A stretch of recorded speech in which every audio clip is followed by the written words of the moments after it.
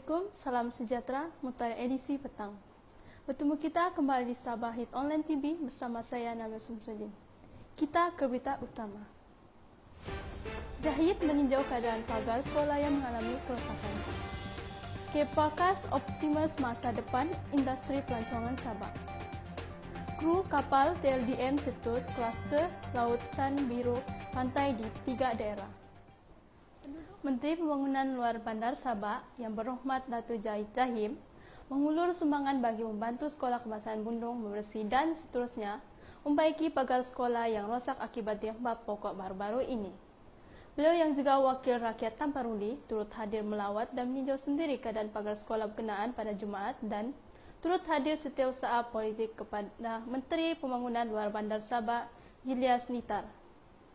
Sumbangan pribadi Zahid telah diterima pengurusi Jawatan Kuasa Pembangunan dan Keselamatan Kampung Bundung (NOMAIL) mewakili pihak sekolah berkenaan. Dalam perkembangan sama, Zahid turut memuji usaha JPKK Kampung Bundung diketuai N yang telah berusaha membantu mengagikan bekalan air kepada penduduk. Tambahnya, pihak beliau telah pun mengadakan lawatan ke Jabatan Air Tuaran untuk mendengar sendiri perkembangan terkini mengenai isu air yang merupakan antara masalah utama di Tamparuli pada ketika ini. Menteri Pelancongan, Kebudayaan dan Alam Sekitar, Datuk Jeffrey Arifin, optimis dengan masa depan aktiviti pelancongan negeri Sabah yang akan pulih kembali, terutama selepas kebenaran rentas negeri dikuat kuasa bermula awal bulan ini. Diikuti dengan kelonggaran yang diberi kepada pelawat yang masuk ke negeri itu tanpa perlu menjalani ujian saringan COVID-19 bermula 1 Disember depan. Beliau turut mencairkan setinggi-tinggi penghargaan khususnya kepada Ketua Menteri, Datuk Seri Haji Noor, di atas kelonggaran terbaru prosedur operasi standar yang diumumkan baru-baru ini. Bagi menggerakkan kembali industri pelancongan, katanya, kerajaan, pihak industri dan masyarakat perlu sama-sama memainkan peranan membangun semula industri pelancongan yang terjejas akibat pandemik COVID-19. Langkah produktif ini dilihat berjaya membantu sektor pelancongan kembali bersinar.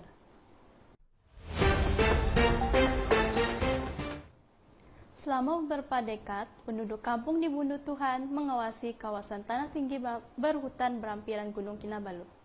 Penduduk kampung berkata mereka mengkekalkan hutan asli seluas kira-kira 700 ha itu hampir seluas Petaling Jaya dalam inisiatif pemulihan komuniti untuk memelihara sumber air dan pasar rakyat terbuka, di mana mereka dapat menuai pelbagai hasil seperti cendawan kodok dan buah-buahan liar seperti durian. Tomun atau Togal Bundu Tuhan di kawasan hutan yang masih asli itu telah membuahkan hasil air jernih berterusan melalui sistem pipe menggunakan graviti bagi 3.000 penduduk kampung. Namun, penduduk kampung bimbang sama ada mereka akan kehilangan suara dalam usaha pemulihan hutan itu. Awal tahun lalu, mereka mendapat tahu bahawa Jabatan Perhutanan Sabah telah memulakan langkah untuk menukar status kawasan hutan itu daripada reserve masyarakat kepada hutan simpan. Penduduk kampung seperti John bingung dan bimbang tentang masa depan hutan yang telah mereka pelihara selama beberapa generasi. Apabila diwartawankan sebagai hutan simpan, tidak apa yang dapat menghalang pihak berkuasa negeri daripada terus mengubah status hutan tersebut.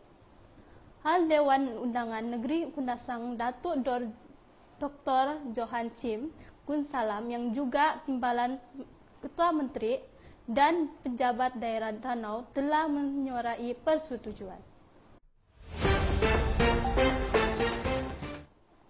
Pembukaan sekolah dengan pembelajaran secara bersemuka memerlukan banyak keperluan untuk langkah pencegahan penularan wabak COVID-19 dalam kalangan guru dan pelajar.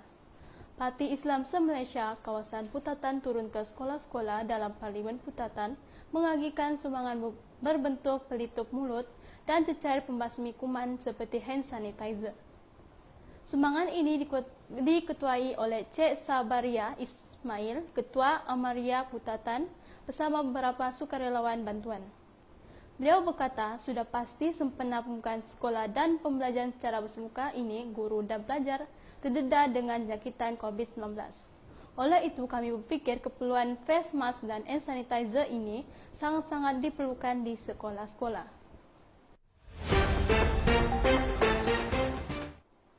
Menteri Kerajaan Tempatan dan Perumahan Datuk Seri Panglima Masidi Majun berkata, kluster industri pertahanan itu membabitkan kes indif iaitu kru kapal lelaki yang berlepas dari TLDM Lumut Perak pada 27 Oktober 2021.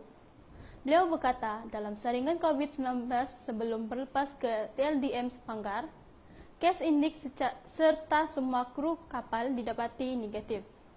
Menurutnya, pada 1 November lepas, kapal terbabit tiba di TLDM Sepanggar dan selepas menjalani operasi selama seminggu. Kapal itu kemudian berangkat ke Sandakan dan Tauau sebelum kembali semula ke TLDM Sepanggar pada 18 November 2021. Beliau berkata, saringan menyeluruh kemudiannya dijalankan terhadap 134 kru kapal dan menemui 93 kes positif COVID-19 sebagai jumlah kumulatif termasuk 91 kes yang dilaporkan. Jumlah kes harian baru yang direkodkan adalah sebanyak 485 kes dan pertambahan kes berpunca daripada kenaikan mendadak jumlah kes di Kota Kinabalu iaitu 161 kes. Menurutnya, beberapa daerah lain mencatatkan pertambahan kes harian yang agak ketara seperti Tuaran dan Kota Marudu, tetapi daerah tersebut Napang, Papar dan Tenom mencatat jumlah kes harian yang jauh lebih rendah. Masidi berkata, semua kes dan kontak rapat diarahkan kuarantin dan rawatan yang sesuai. Saya Nabila Samsudin, Sabah Hit Online TV.